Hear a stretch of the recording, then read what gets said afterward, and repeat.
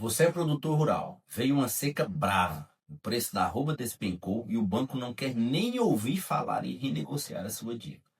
Aí, com o contrato já vencido, chega a ameaça, negativação do seu nome e execução dos seus bens.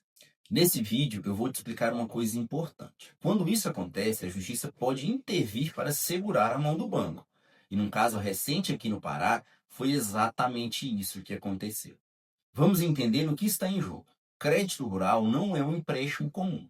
É um instrumento de política agrícola do país, feito justamente para bancar quem produz alimento e enfrenta o risco do clima e do mercado. O problema é que, quando vem uma frustração de safra, uma seca prolongada, uma queda forte no preço do gado, a capacidade de pagamento do produtor cai por terra. E aí ele precisa de uma coisa chamada prorrogação ou alongamento da dívida.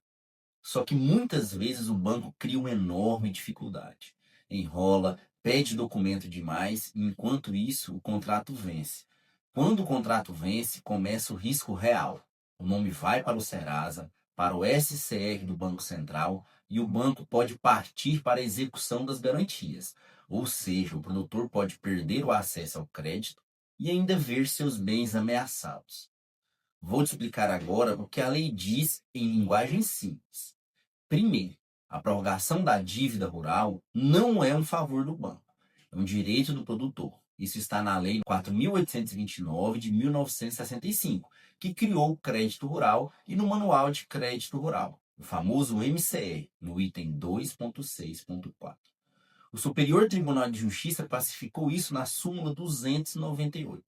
O alongamento de dívida originária de crédito rural é um direito do devedor, dentro das condições da lei e do manual. Mas atenção, e isso é honesto dizer, esse direito não é automático. O produtor rural precisa demonstrar três coisas. Uma, que houve um fator adverso de verdade, uma seca reconhecida, por exemplo. Duas, que ele pediu a prorrogação ao banco e ela foi negada sem justificativa. E três, que ele tem capacidade de pagar sobre o novo cronograma que está propondo. Onde os bancos costumam apertar? Justamente nas exigências. Passam a pedir laudos individualizados, fotos georreferenciadas, fichas sanitárias, guias de trânsito animal. Uma pilha de documentos que a norma não exige. E aqui está um ponto que os tribunais já reconheceram. O banco não pode impor requisitos que não estão previstos expressamente na norma. Excesso de exigência funciona como uma negativa disfarçada. E o tempo corre contra o produtor, porque uma vez vencido o contrato, o banco pode negativar e executar.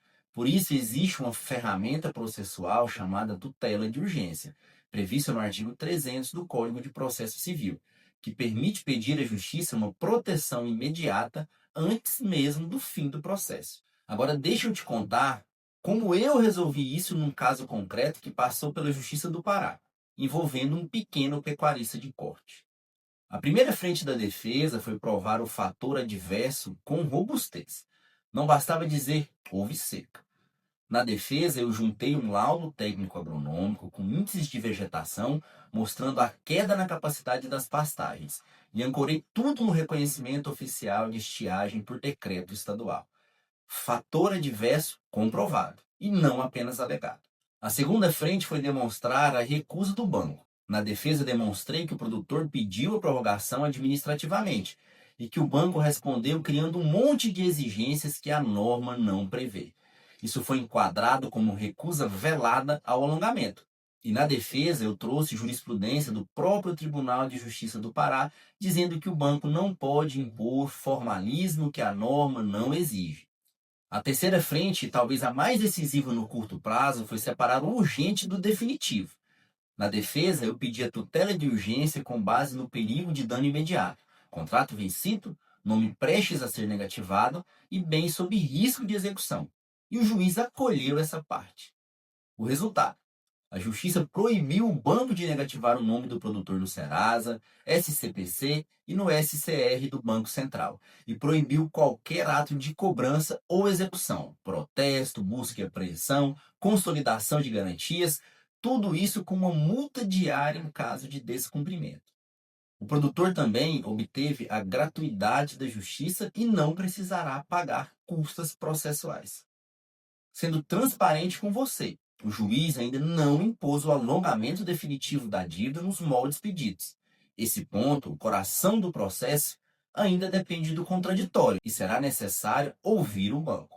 Mas a proteção que segura a negativação e a execução, essa o produtor rural já conquistou. É ela que evita o colapso enquanto o mérito do processo é julgado.